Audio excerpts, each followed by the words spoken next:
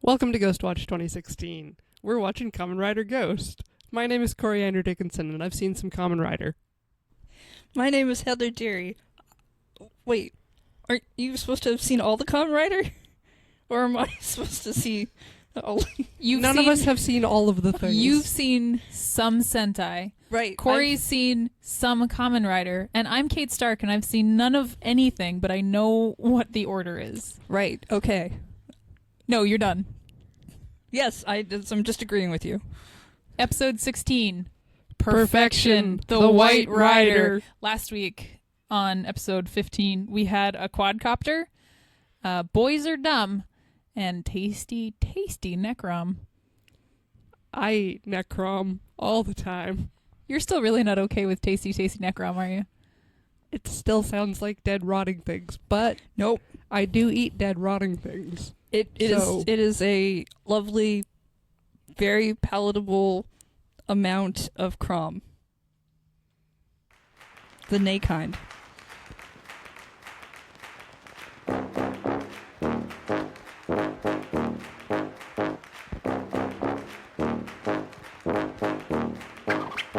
There are 80 days remaining. 80. 80 The days. big 80.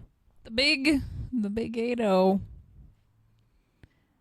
So we open on Ganma Hell this week. With Sweaty Bro. And he's all like, oh, he's decided to get serious. And then we get a view of Pretty Boy, who is now sporting a black outfit, looking somewhat like Military Man's, and a cape, a little shoulder cape, a little off the shoulder number. He looks more intimidating now than he did before, but he still has his feather earrings, which is a key part of his ensemble. Cannon is then down at the water, saying, "Ah, I remember the wind on my face. Couldn't feel it when I was an icon. Feels good though." So icons don't have facial feelings. Got it. Even though eyeballs are part of a face. Can your eyeball feel things? I mean, when we lived in the cold north of Alberta, the cold wind, my eyeballs could feel that. Spoilers. What is It's that? not a real eyeball. Oh, you mean icons, not my eyeballs. Your eyeballs are real and okay. true. I thought and you meant pure. I thought you meant spoilers. We once lived in the frozen north. Spoilers. Icons are not eyeballs. They look like eyes, but are not human eyeballs. Well, no, clearly they're from Ganma world. Yes. I still think they might be able to feel things with their spirit eyes. Spectre and Cannon are talking, and Spectre is like, "Yeah, I'm glad you're good, but you know what? We gotta settle this now." And then Cannon's like, "Settle? You mean?" And then it changes. Now we're at the temple. Onari is being really nutty at the temple, and not really. Onari is being Onari. It's true, but he's going on about the Ganma of the underworld and how maybe Military Man's still there because he was never. They're not dead. They're ghosts. Well, the Military Man died, and so did the Ganma that killed Taco, but they both came back later, so maybe they don't have real bodies. Maybe they just have ghost bodies. Maybe they live in the underworld. But that's not scientific, apparently. Not scientific enough for Okari anyway. Tago Time is like, yeah. What are they after? We could ask. Somewhere in this group conversation. Spectre knows. Yeah, Spectre used to live there. I guess we went from, oh, he got trapped in Gamma Hell to, oh, he used to live in that neighborhood. We should ask about that neighborhood. Maybe we would like a house in that neighborhood. What's the Yelp review on that neighborhood? What's the walk score of Ganma Hell? I think we discussed that a little bit before, in that they all fly, and so they don't need cars, but maybe the very elite get to ride rock snakes. I think it depends Rock snack. if you can afford either a rock snack or a portal.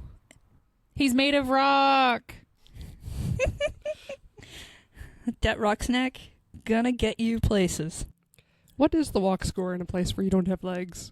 100. That is a high walk score. That is higher than here. We should move there. It is the best walk score. Yeah, you don't have to walk anywhere. It's good. You're already dead. You have all you need.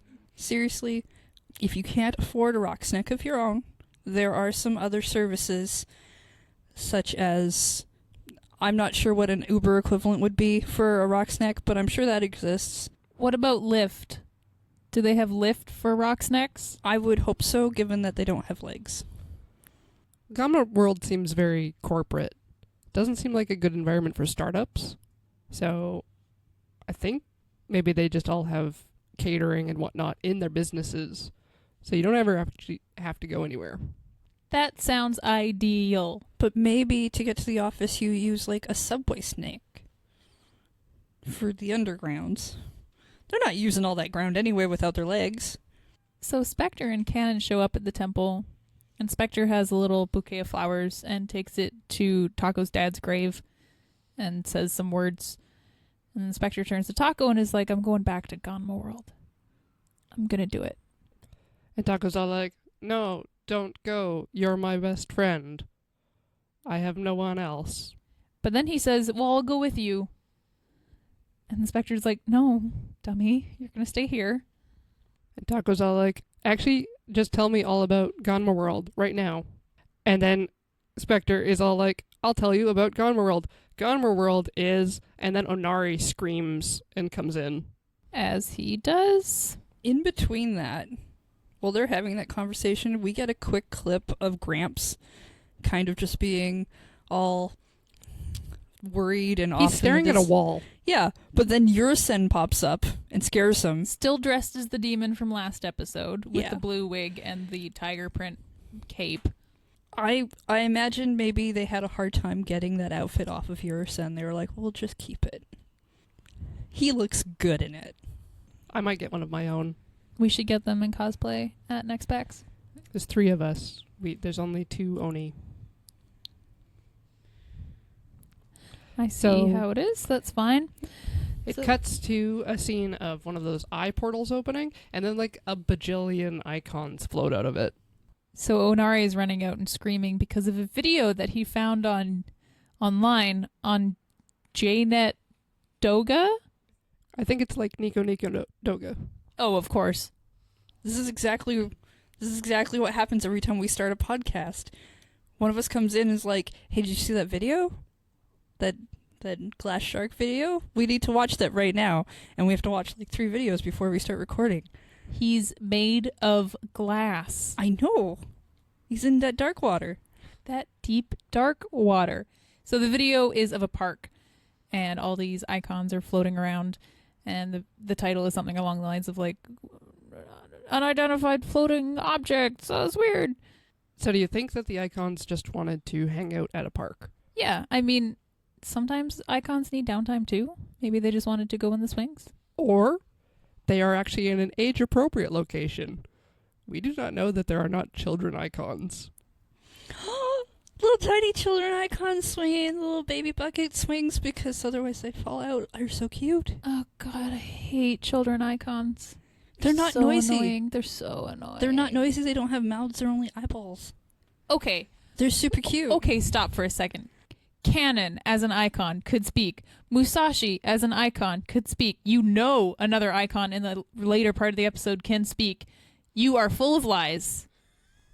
I just assume there's a mute button on them. No. That is not what the switch on the side does. No. Look, they're mechanical. They probably have a mute button. Tiny, tiny children icons swinging on the swings. Wait, can icons reproduce then? Christ, I hope not. Do they just like rub their eyeballs No, together? stop. Everyone leaves. Everyone leaves the temple. Maybe it's Except- more like Except airport and train yard. maybe it's 'Cause more they like have to babysit Cannon. no maybe it's more like plant reproduction, where they just kind of throw their eye seed into the air. And So they're all out and searching for these Ganma, and then they use Spider Lantern, and then there's like hundreds of basic black Ganma. Yeah, it's really funny because they walk around a corner next to these like, I don't know, treatment vessels or water storage tanks or something like that. And everyone that can see Ghost is all like, there's a lot of them here. And then Akari uses Spider Lantern. And then there are like 100 nondescript Ganma just 5 feet away from them. So Spectre and Taco run into the crowd of Ganma and just start punching them, except they're not transformed yet. They're just in their normal street clothes. Then they get surrounded, and then they both transform because their jackets can go around and punch them before they affix onto their bodies. Yeah, the jackets do a certain amount of violence before the transformation is complete. It's a pretty efficient way of transforming. And then like right after that, Akari's she looks up and she's like, "What that?" Because there's a sky eye. Yeah, there is a sky. And then a green fireball falls down and explodes the ground. And in my notes, it says, "Oh shit, scary Ganma, no!" Because this Ganma is scary. Except it's not a Ganma. Briefly, we cut to Gramps again. He gets cut to a lot in this episode. Yeah, his he's not eyes doing just much though. Like usually he's watching a wall or the monolith. But in this one, it just cuts to him, and his eyes were closed, and then they open really wide, and he's like, "Oh no, he's here!" And then I'm like, "Are you watching this on a TV or using an icon to spy? How you doing?" And so we see a white and green Kamen Rider with some sort of, I don't know, swimming mask on its face. Yeah, it turned out not to be a Ganma at all. He makes a hand motion that takes control of, clearly takes control of the generic Ganmas that are around and makes them fight, which they were already doing, so I'm not really sure why he had to... Now, some of them were laying down on the job. That's because he blasted in and made them jump. Fall over from the force and not act jumped away. Smooth. There's more fighting. Taco transforms into Robin Hood. Akari and Onari are running away, and Akari reaches down and picks up some shrapnel on the ground. Smoky. Yeah, it is smoky. It's very warm, but she picks it up with a cloth and is like, "Oh, this seems safe." And Spectre transforms into Nobunaga. Robin Hood uses Omega Drive. The new Kamen Rider kind of looks and it's just like, what are you even doing that for? It's not going to do anything to me. Spectre recognizes this new Kamen Rider's voice, to which Taco Time ain't so happy about. He's like, "Wait, you know this guy?" I mean, we all figured it out pretty quickly too, but the new Kamen Rider is Pretty Boy. Serious Pretty Boy. Serious Pretty Boy. Serious Pretty Boy is seriously angry at Taco Time. It's his fault that Spectre has changed, and he is going to kick him and just punch him, and he is very angry and violent. And Spectre interferes. He's like, "No, I'm going to live as a human, and I never agreed with you." And then it is Necrom, let's say, Kamen Rider Necrom, is all like, individual lives are meaningless. He's gonna rule over them. He's gonna reign over them. You gotta fix that problem where all the humans are always fighting. By being the boss. Yeah. I mean, I guess that seems like a solution. I don't know why he cares so much. We get a shot of the Pretty Boy's older brother. Sweat Boy? Yes, right, Sweat Boy. I forgot we called him Sweat Boy. He's watching from Gamma Hell. Yeah. Sorry, I couldn't read my notes there for a second. Stuff happened. And he says that Serious Pretty Boy stole Necrom. But he wants to see how far he'll get using it. So I guess he's just not going to punish him for it yet. Not yet. Taco then goes to what I have written down as his ultra coat, because I don't actually remember what it's called. Boost. It's when he goes into his, not his orange and black outfit, but his red outfit. Yeah, it's not a heroic spirit, but it is. It's like a upgrade. booster juice. It's like booster juice. For gotta get that wheatgrass for your Kamen Rider. Carrot blender. He then uses Omega Shine Sunglasses Slasher. And then Pretty Boy Kamen Rider. Do we have a name for him? Necrom. Right. Necrom. Cromulent. Crom then holds up two icons, and it says Grim and Sanzo on it. Like the Omega Shine whatever shot, he shot him. He shot a giant hole in Necrom. And so from the neck down, Necrom was just like this glowy green thing with a hole in it. And then he recovered. Yeah, he seemed totally fine. But he has these two icons, Grimm and Sanzo. And so immediately I was like, well, the only Grimm that I know of is the Brothers Grimm. Grimm Fairy Tales. Yep. And then Sanzo, I have no idea. We'll probably find that one out eventually. Yeah, but he picked the Grimm one, so he transformed into... So there's Brothers Grimm, and two brothers showed up on the screen, but only one jacket? A double jacket might be awkward when you're working alone. A quadcopter. Look, that still is only one jacket that fits on one person. If you have a double jacket thing comes out, it feels like it honestly think two jackets is better than a butterflied motorcycle.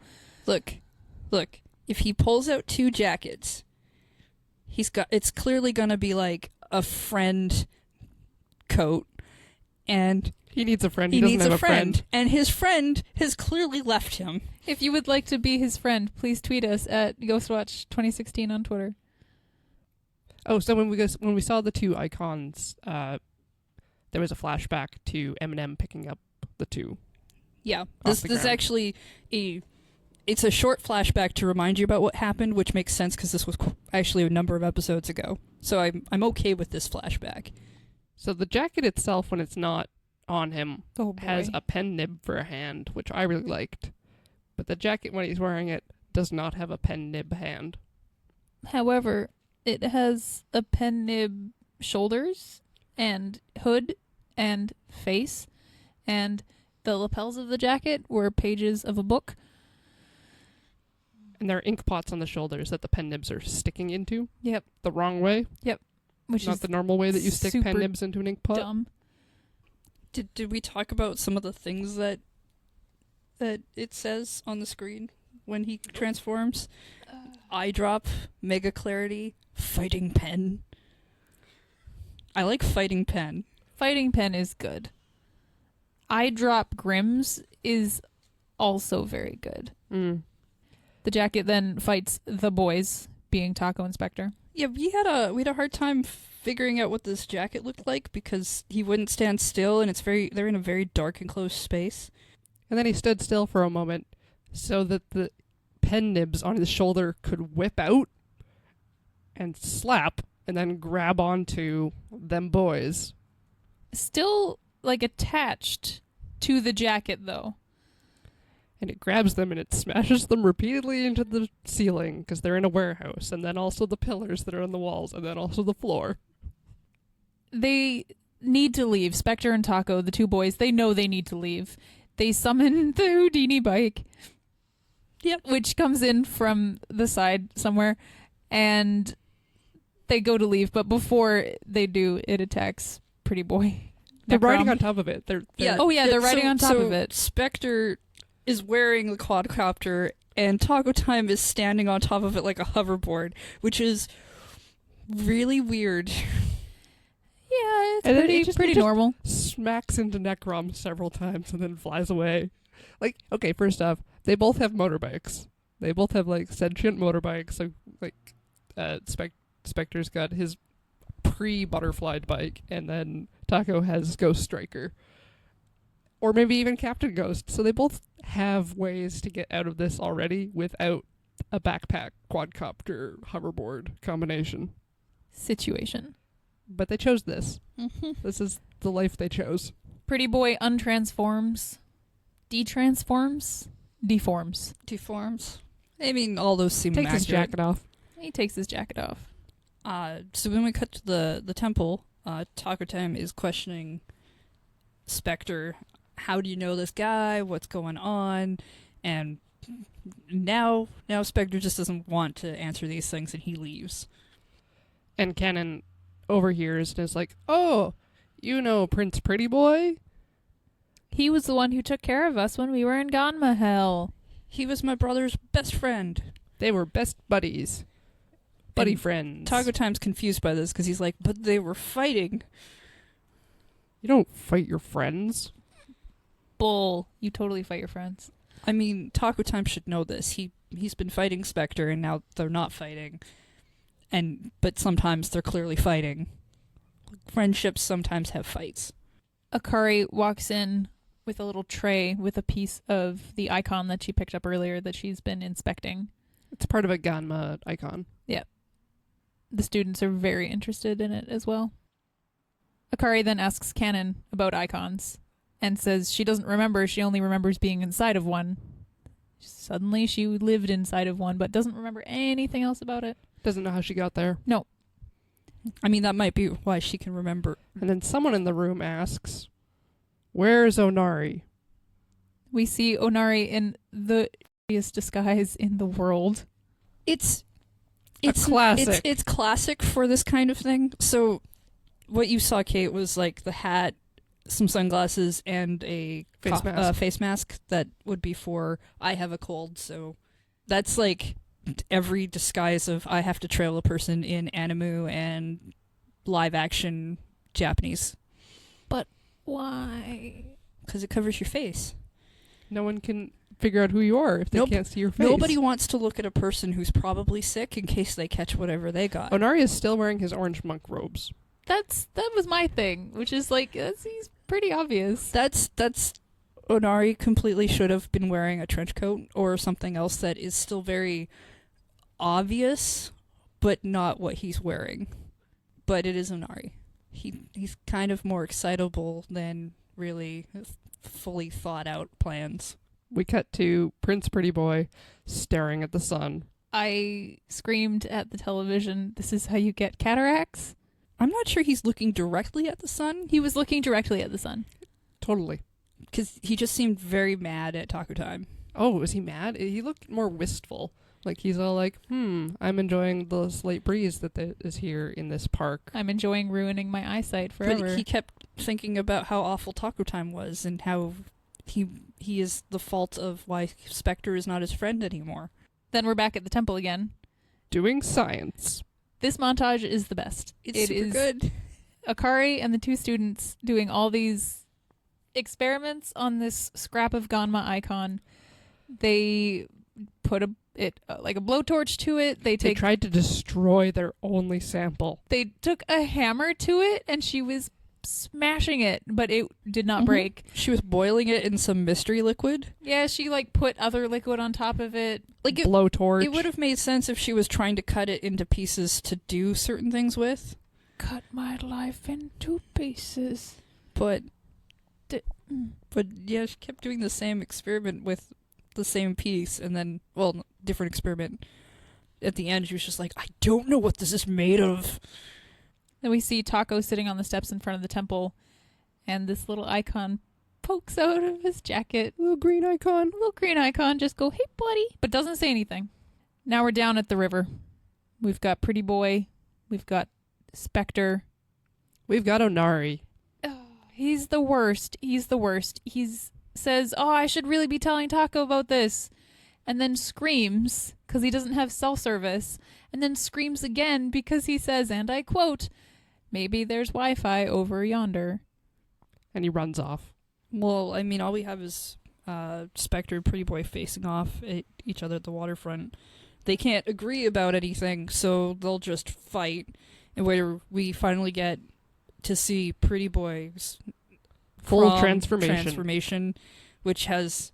I really like the English they've got going on for his thing, like the voice that says, stand by, yes sir, loading.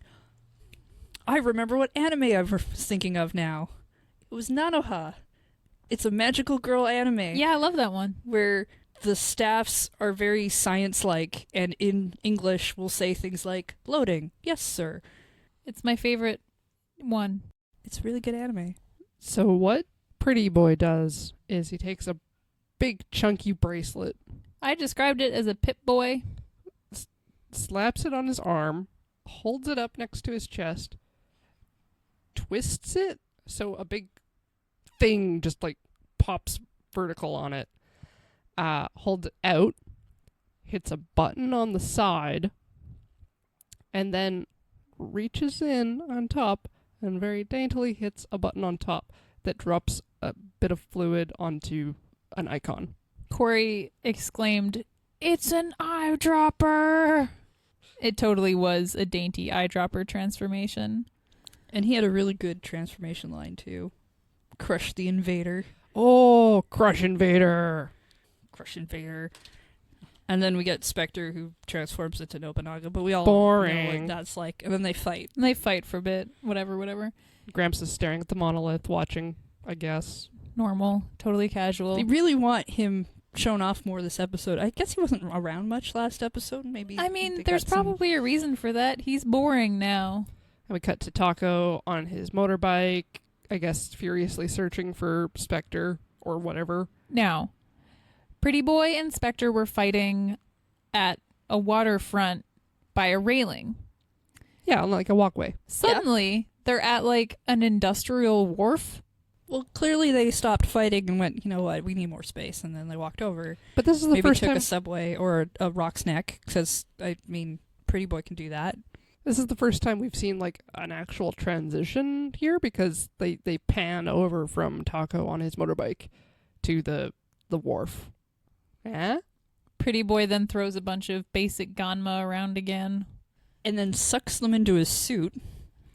But then Taco rides into this scene on his bike, transforms mid-air. With explosions going off behind him. Oh yeah. Because Necrom has stolen Spectre's gun and is shooting at him.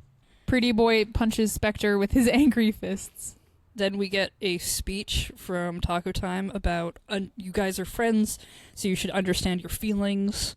And Spectre's like, nothing you say will matter. And Taco Time's still like, no, we should try to understand each other. And then Pretty Boy goes to punch him, and Spectre intercepts and gets knocked down. Clearly, this makes Taco Time angry, so he transforms into his booster juice form, and Uses Booster Juice to Omega Drive. yep. But as he does the Omega Drive kick into Necrom, it looks like a generic Ganma gets in the way. Well, not in the way, but like maybe from his suit or something gets No, destroyed. I think what happens is that Necrom throws his own icon at a Ganma that's nearby. So he takes over the body of the other basic Ganma. So he can kind of like teleport almost. It is hard to tell what is going on. Maybe they'll explain it more in another episode. Yeah. He threw an icon, and then once this boost was done, there was nothing there. And we see him kind of rematerialize. Well, we Like see 10 a feet basic over. Ganma, and then we see him like take it over with green flames. Yeah, I'm hoping they'll explain it a little bit more in a subsequent episode, because I'm still confused by what his abilities are. But he's new, so he gets to be fancy and show off right now. I think this is probably like the root of his argument about why individual lives don't matter. Yeah, okay, yeah, I could see 'Cause that. maybe he's like Agent Smith or something. Like, I assumed they were going for more of the whole matters as opposed to individuals, like a group. You do things for the group as opposed I to don't one. think he's doing things for the group. He looks like he's doing things for himself. Yeah, but he's like clearly the important one. Necrom's finished with this fight now. And he goes to destroy Spectre. And he pulls it, and it like forms this green eyeball symbol behind him with like these weird wire things. Taco Time, in the meantime, uses Ryoma. Yep. And Sunglass Slasher. Sunglass Slasher. That is a hard name to say. I practiced before today's episode. Sunglasses Slasher. Sunglasses Slasher. Slasher. Yeah. And they Omega Crom against Omega Slash fight clash thing. Big explosion. Yeah, Taco doubled up on his ult. So he double ulted. And then Necrom's timer, I guess, goes off. And he detransforms. He mentions that he's out of time. I'm assuming his tea is ready. Yeah. Because, Set that tea timer. you know, probably black tea, so 5 minutes. The sun is setting now, though. So we get a view of untransformed Spectre and Ghost laying on the ground. Taco and Makoto all beated up. Then we cut to the shrine. Makoto is in bed hurt, and Kanon is very upset that her brother is hurt. There's more testing on the Ganma icon in the lab, and we find Taco looking for Gramps. But instead we find Yurusen putting away his little costume. All of his props. Super cute in his tiny little hot tub. Yep. And then, as well, the tiny table friends are also on the table. Well, that's where they live. I know, but I want to point out I haven't seen them together in a while. They've Taco. been busy. Taco is asking about the Ganma world, And Yurusen is like, oh, you should know about these things. You're better off not knowing. And so Taco starts to, I guess, strangle the eyeball. He's like, oh no, my eye. I said you're better off not knowing because I don't know.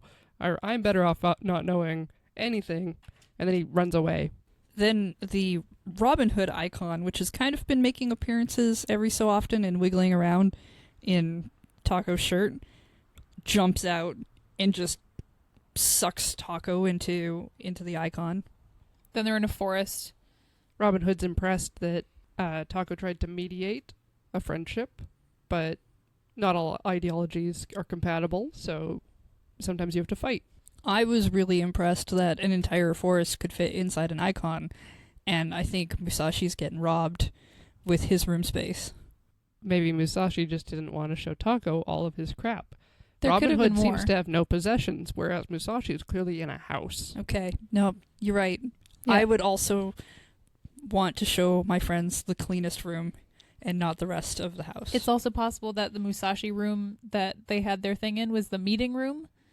You didn't go into like the playroom or like the arcade or the home theater or like the bedroom, Bowling dining alley. room. Oh god, no. That was all behind the screens. Yep. This was just the I am having a meeting with Taco room. all right. That's fair. We cut to outside the shrine where the sun is also still setting, and Taco Time is looking at the sun. We cut to Pretty Boy looking at this very same sun, damaging his eyes even further. Maybe less so because it's not the middle of the day now. No, the sun can still hurt you. No matter what time of day. It is still pretty much the same distance away. Can it hurt you through the reflection Yes. of the moon at night? Yes. Maybe not. Don't look at the sky. Okay. Don't go outside. Yeah. Don't look at the sky. I don't Yeah. go outside much anyway. Neither do I. So the episode ends, and we see a side-by-side of all of the icons that all three Kamen Riders have.